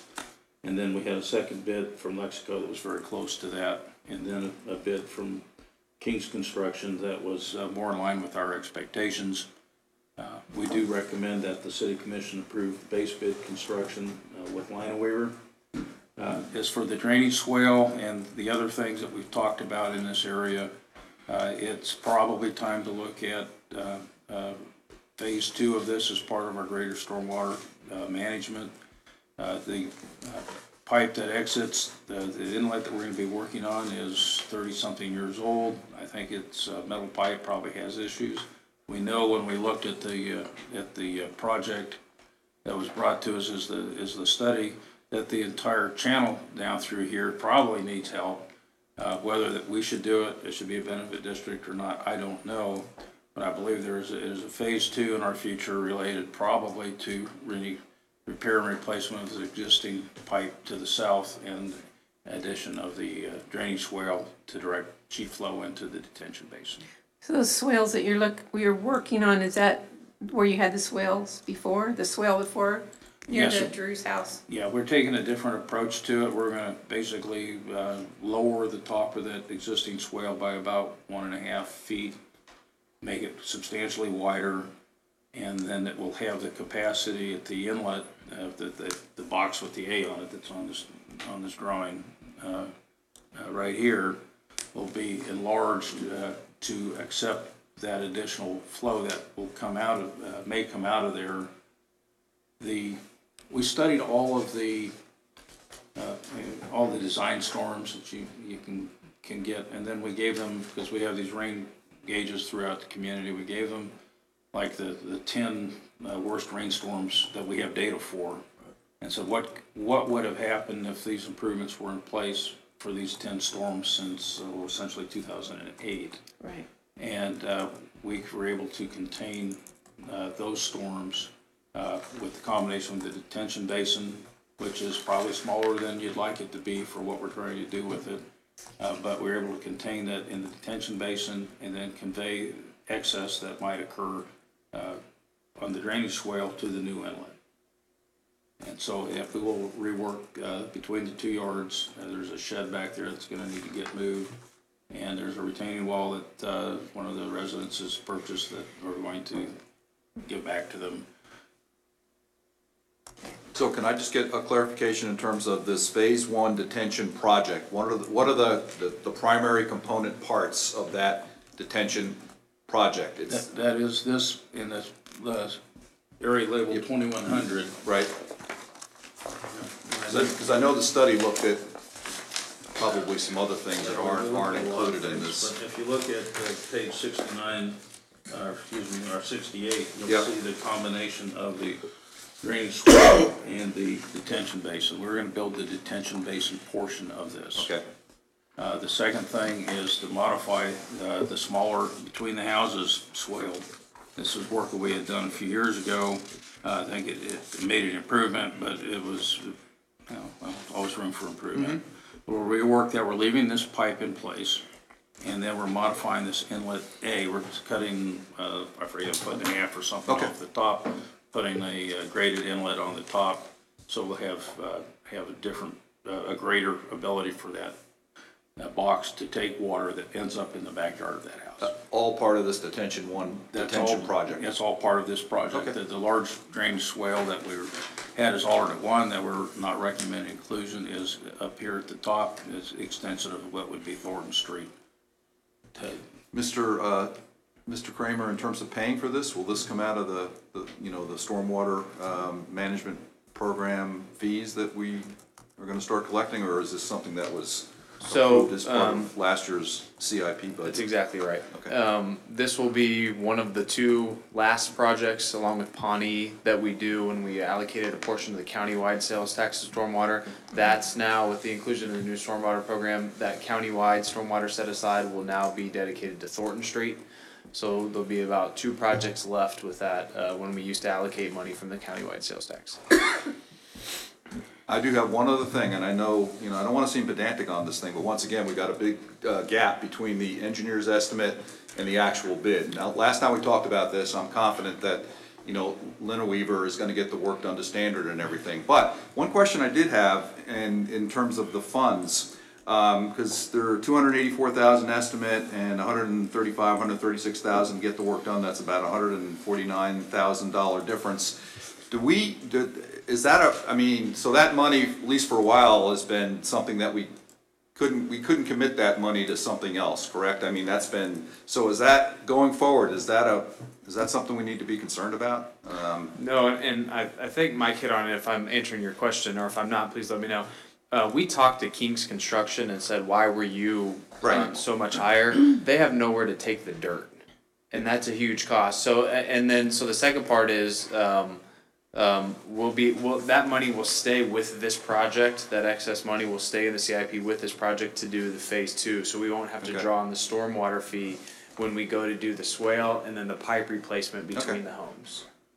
I don't know if that answered your question. It does. I still, like I said, I'm not losing sleep over it, but I still just wonder about, because we had this situation about a month ago, didn't we? A month and a half ago. So I just wonder about, I'm sure we have and it's not an actual, it's a contracting firm that's the engineer, right, that we contract with? Yeah, Don Baker is our engineer. So I just wondered, because this is the second time, and I don't remember whether it was a stormwater management project we looked at a month or 6 weeks, or whether it was something else, but there was a big discrepancy between the estimate and what we. There's a real big discrepancy on the New Lawrence Road project, and that So one I happened just- to be because they were mobilized out there, and somebody else would have to come in. There's a lot of reasons, and of course your design engineers don't want to give you a low estimate and then the bids all come in over.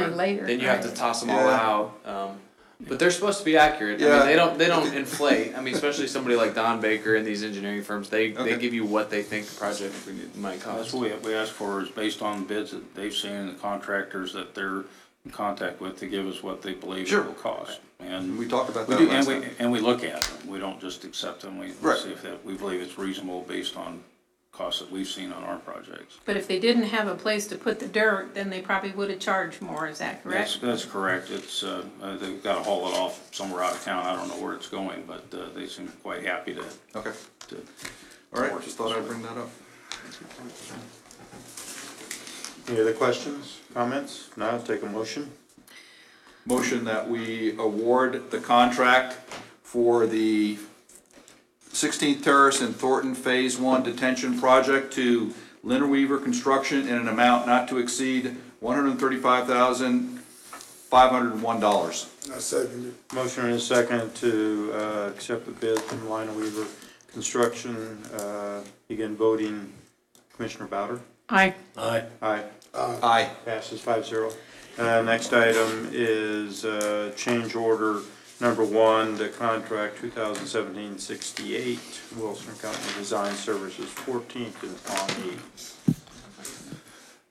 Alrighty, Mr. Mayor and Commissioners, this is related to the next large stormwater project that is one of the two that Paul mentioned that will be coming out of the CIP sales tax projects as we wrap up that. This is improvements on Pawnee Street between, about where 15th would be.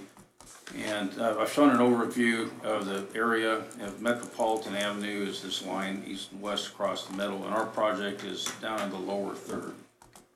This drains a large area up north to Metropolitan and a large portion of the Bureau of Prisons property. The residents in the area have, and this is a little zoom in of the thing, the residents in the area between Pawnee and Metropolitan have had concerns for many years about flooding. Some houses have been flooded, as others had garages flooded, and may have had their house flooded as well. And this was identified as a priority project way back in the original Black and Veatch study. However, we had always assumed that we'd be able to work in agreement with the Bureau of Prisons to make a rational sized project by constructing a detention basin or doing something on their large property that's upstream of Metropolitan Avenue, all of this. We worked with 2 or 3 different administrations up at the prison, and city manager brought this up on at least 1 or 2 occasions with administration officials on trips to Washington, and basically that is not going to happen. So it was up to us to design a project we think that will work for us, keeping it on city property. So the project is this wooden box culvert that sits right here. And as we had a contract with Wilson Company to do the design on this project, the more you looked at it, the more complicated it got, particularly to protect other houses downstream. If we make a larger, if you make a larger structure to let the water through, you run the risk of damaging downstream other drainage structures or possibly flooding other houses. So we looked at a lot of different options on ways to minimize that and balance the needs of the residents upstream with the downstream stuff. And ultimately, we asked for a lot of additional engineering on their part. And at the end of the day, we ended up with lots of engineering options and a double box culvert that'll be under the road here that we're going to essentially close 1/2 of it until we do some downstream improvements in the future. But we think we can make a difference by doing some channelization work here, removing some brush and trees from Metropolitan Avenue south to Pawnee to improve some of the flow in there, because I think some of the flooding is just bad stream conditions up in here. And if our goal is to do 2 things, fix bad infrastructure and address flooding for neighborhoods, we wanted to add that into the project. And they said that's a fine plan, but it costs some extra time and money, and now you've got more permits you have to write to get to do that. So we asked them what that bill would be, and they said that was $5,000 in additional engineering costs, which would be a change order to their contract. Mike, is it 7,500? 7,500. Not bad eyes there. Yeah, 7,500. Thank you. Any questions for Mr. McDonald? Not, I'll take a motion. I'll make a motion that we approve change order number 1 to the design contract with Wilson and Company for the 14th and Pawnee Culvert Replacement Project in an amount not to exceed $7,500 for a total contract amount not to exceed $41,400. Second. Motion and a second to approve the change order with Wilson and Company. Begin voting with Commissioner Bowder. Aye. Aye. Aye. Aye. Passes 5-0. Thank you.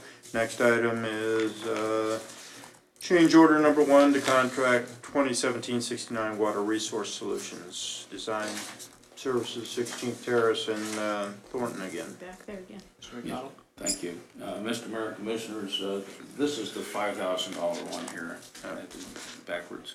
This is a similar request from Water Resource Solutions for the design of the project that was awarded earlier by the Commission for a detention basin and other related improvements at the north end of 16th Terrace.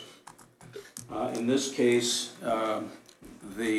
to meet our goal of protecting the houses that had the repetitive flooding problems, there was limited ways to do that were rational, if you will. You can build giant facilities on the sides of the hill. You can do lots of things, but to look at them with the engineering eye that you might have to build some of these crazy ideas, we asked them to focus on ideas that we could do almost all on existing city property, that we could use existing easements, and that would serve the need. Regardless of what the book says, we know what rainstorms we had in the last 10 years, and that was what I mentioned earlier. We gave them this detailed rainfall information that said, how will these storms, forget all those ones that come with the software, how will these storms interact with the improvements that we're proposing to do. And at that point, they recommended the solution that we just recently awarded. They noted that designing the drainage swale that we're not building, and the additional stormwater analysis and some other details and time also ran up their engineering fee beyond what we had originally asked them to do, and they were requesting $5,000 for their efforts for that. Any questions for Mr. McDonald? Nope. No. Take a motion. I move that we approve the change order number 1 to the design contract with Water Resource Solutions for 16th and Terrace, 16th Terrace and Thornton Detention Storage Project, not to exceed $5,000. Second. Motion and a second to approve the change order number 1 to Water Resources Solutions. Begin voting. Commissioner Griswold. Aye. Aye. Aye. Aye. Passes 5-0. Thank you. Next item is first consideration ordinance to amend Chapter 82 on personnel. I guess a little cleanup work here we're doing. Yeah, City Clerk will handle it. Mayor and Commissioners, this probably looks a little familiar to 3 of the commissioners on there. A year ago, we went to do a cleanup of the sections of the ordinance that refer to the civil service system. In an effort to clean up Chapter 82 personnel and have it read just that all policies and procedures will be governed by the city's personnel manual. There was an error in the way the ordinance was written, and it only reserved out that first section, and it did not eliminate the civil service section, which was the intent of it. I apologize for the error in that. As I was reviewing the code a month or so ago, I looked at it and thought, why is that still there? So this is just to go back and perform the action that the commission intended to do a year ago. Do you have a consensus on this? Can I just ask one question? Sure. This is all this language in here that we're deleting and no longer, goes over into the personnel policies of the city. That's back when the city had a civil service commission or something, or? Yeah, this goes back, I kind of forget, a year ago, probably back again from the 70s. Right, but we don't have that anymore. Right. Yeah, we still had a civil service commission that kind of oversaw some stuff which we hadn't enacted in quite a while. So it was just an effort to clean up the way that we do policies. Okay, thank you. Personnel policies. Have a consensus to move this forward? Yes. Yes. Okay. Consent agenda. Okay, just very quickly, first claims/expenditures report for the beginning of a new month, obviously October, and just, the city's contributions to the employees' health care, dental care, vision care, and the contributions to the capers for the city employees and the police and fire. That's the main thing in this particular report, which it is every month for the first report. Having said that, I will make a motion that we approve claims for September 22nd, 2018 through October 5th, 2018 in the amount of $1,510,696.06. Net amount for payroll number 20 effective September 28, 2018 in the amount of $365,329.32, includes police and fire pension in the amount of $11,572.36. Second. Motion and second to accept the consent agenda as presented. Begin voting. Commissioner Bowder. Aye. Aye. Aye. Aye. Passes 5-0. Before we go into executive session, let's do comments among commissioners. Commissioner Bowder. Yes, just to remind everybody that the Chamber of Commerce is doing tonight they did a forum that included congressional candidates and the state board state education. Tomorrow there will be one at 6 o'clock at the community center regarding County Commission District 1 and 2. And then next Tuesday they'll be doing the state representative candidates. And also wanted to let everybody know that October 17th is early voting, and you can vote in the courthouse Monday through Friday, anytime after that until the election in November. What's the last day To register, before? the 16th. 16. Okay. Day- Those the of day you that before are the not wedding. registered, you have until the 16th, please register. I believe it's the 16th. I'm pretty sure it's the 16th. Commissioner Dedeky? Commissioner Griswold? No. Commissioner Wilson? Yes, comment in regards of our adoption program with the dogs. How come pit bulls aren't allowed to be adopted? I don't think that, I'll let you answer, but I don't think any Let me give breed you a cannot better, be, educated answer on that, so I don't wanna Okay. speak off the cuff, I don't believe that's true, but I'll get back to you. Okay, all right. Yeah, I I think don't it's remember that. I don't remember it either. Not all those meetings and You'll get a good answer, I but remember that. it's not by breed. Yeah.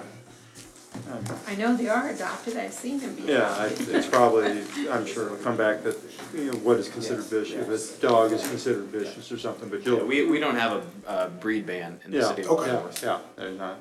Yeah. That's what I was thinking. The only thing I have is remind people the school groundbreaking is Thursday, 10 o'clock. Yes. Out at Warren Middle School grounds, whatever they're gonna call that, 10 o'clock Thursday morning. I have just a Mr. couple Kramer. quick notes on some of the city facilities or services affected by the rain. The campground is closed until further notice. We hope to potentially have it open by the weekend. They'll have to get in there and assess any cleanup that they have to do, but everybody's been moved out of there for now. Campground is lower than a lot of the areas around the river. Is it flooded now?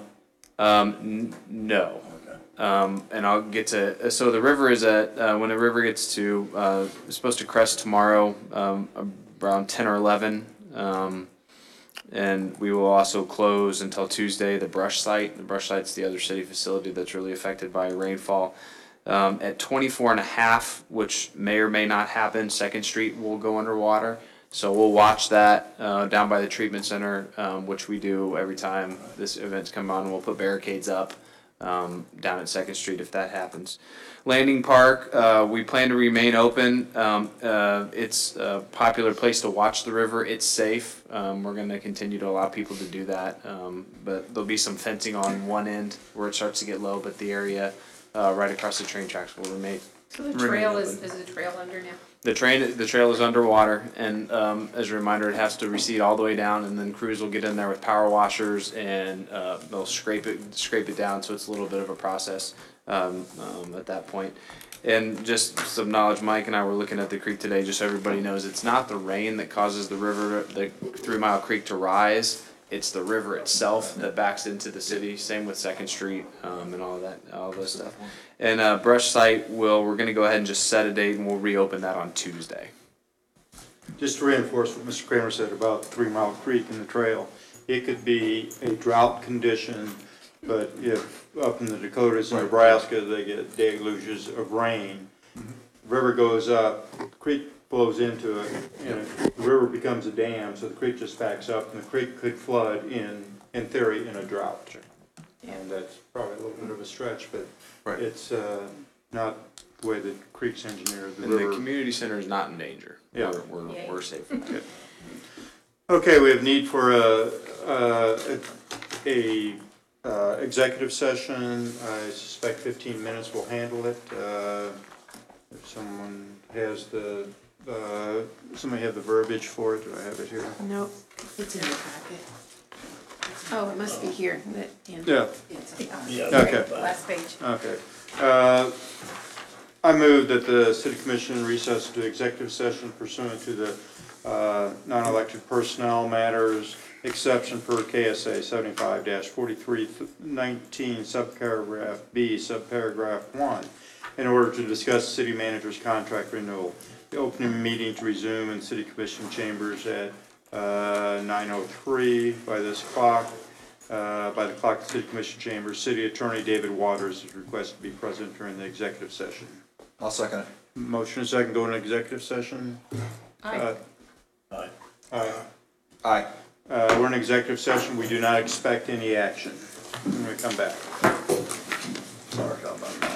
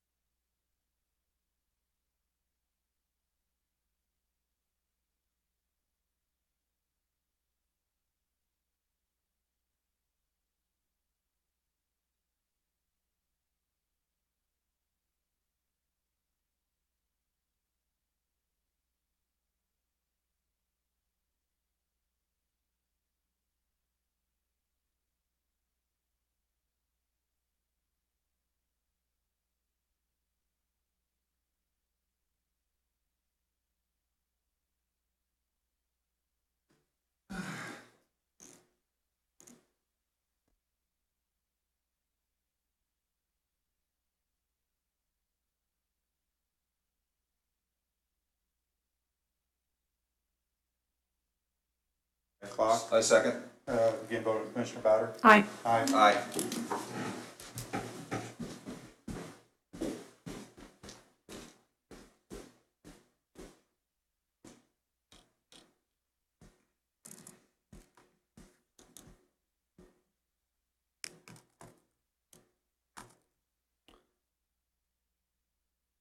You know, it says by that clock, but if you go into a different room, so how does he know what time it is on that? I shouldn't have put the contract item of 2 KU season basketball tickets in my contract requirements. That's where they're Probably what hanging the up on hang up it. is, yeah.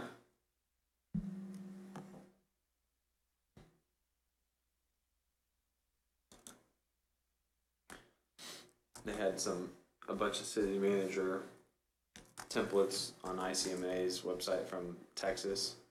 There's some crazy perks like that are, they just sort of throw everything into some examples, and I'm sure some cities, probably cities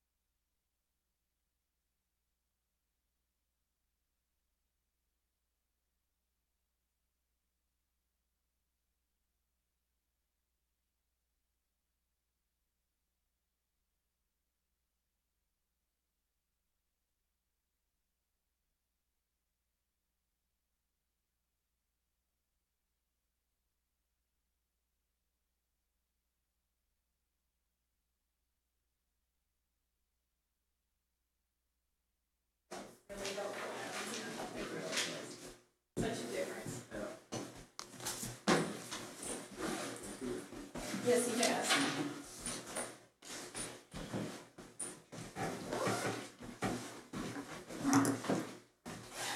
I believe that clock says 9:10.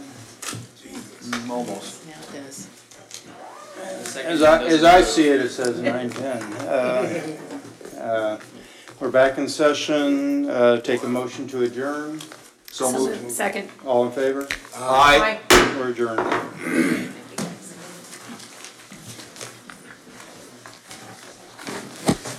Let me get that to you right now, dude. You know what I learned? I learned this from a wise guy. He said you change the shirt from the tie, look like a brand new suit.